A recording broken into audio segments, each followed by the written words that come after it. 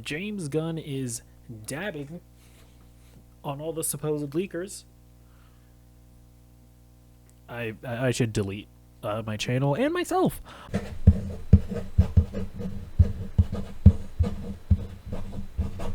Alright, so over here on Threads, James Gunn is denying the claims by Daniel RPK. If you don't know who he is, he's like one of these like supposed industry insider guys who has like sources and whatever, and he's constantly leaking stuff. And basically, here's what the claim is. Professor Pig and Scarecrow will join Clayface, Hush, and Dick Grayson in the Batman 2.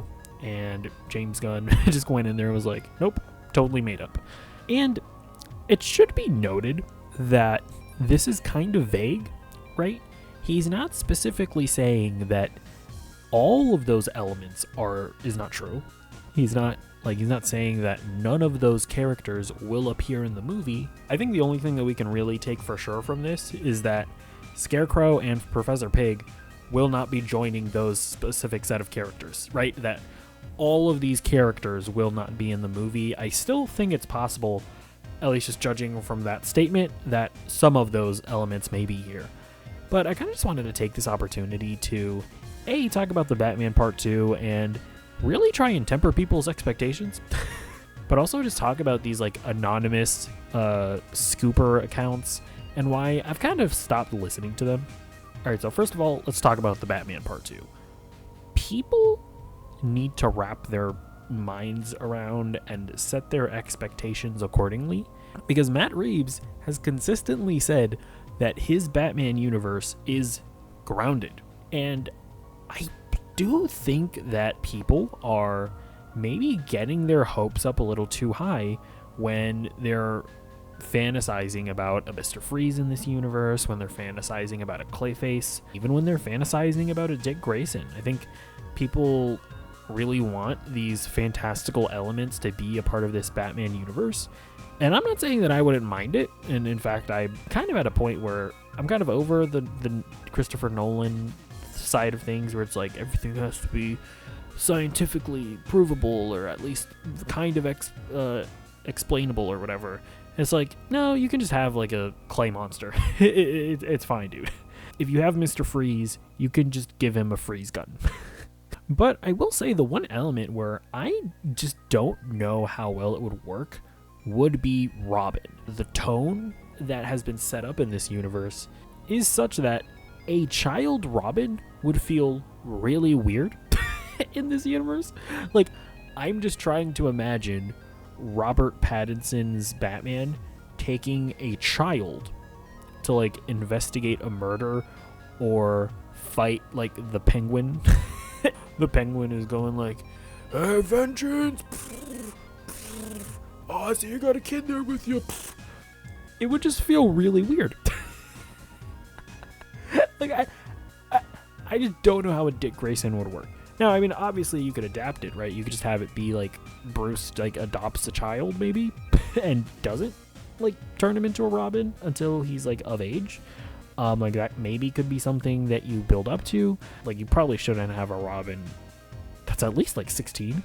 Even then, obviously that's like child abuse, but I mean, I don't think we have to go that far into it, but like at the end of the day, just taking a child into battle in the Batman universe seems really weird.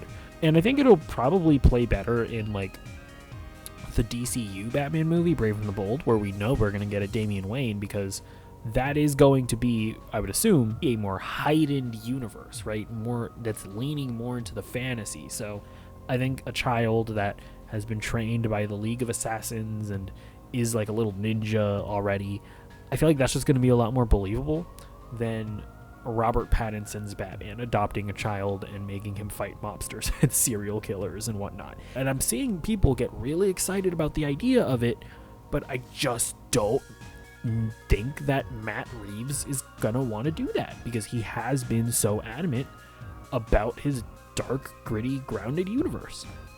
Now, I will point out, it's not like the Batman isn't heightened to a certain extent, right? You have the weird, like, contact lenses that are computers or whatever. You have the bit where he glides off of the police station, and and he like falls to the ground in like a horrifying fashion where it's like he would probably have all of his bones broken if that happened in real life. So it's not like there aren't heightened elements to his universe, but for the most part it is grounded, and even more so necessarily than it being heightened, it's the tone of it.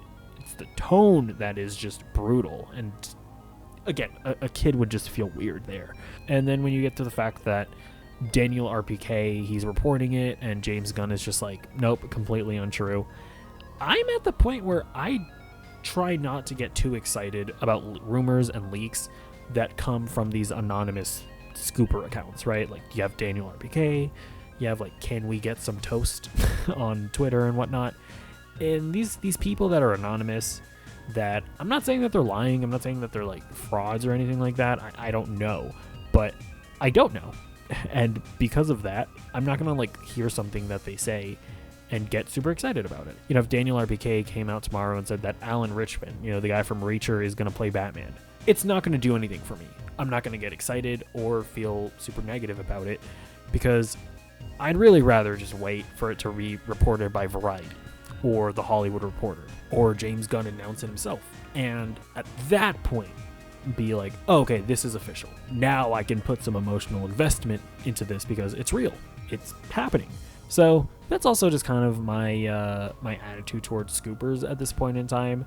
Nothing against them. You know, if you choose to get excited about it, go for it. But I just really rather wait for things to be official before I put any emotional investment in yelling about it or cheering about it or crying about it. Again, just want to clarify, James Gunn's thread post was honestly pretty vague. Any and all of those elements may or may not end up being in the movie. I think really all we can take from that is that all of these characters together are not going to be in the movie, but some of them may be. So I just want to clarify that. But yeah, let me know what you think in the comments down below, and I will see you in the next video. Goodbye.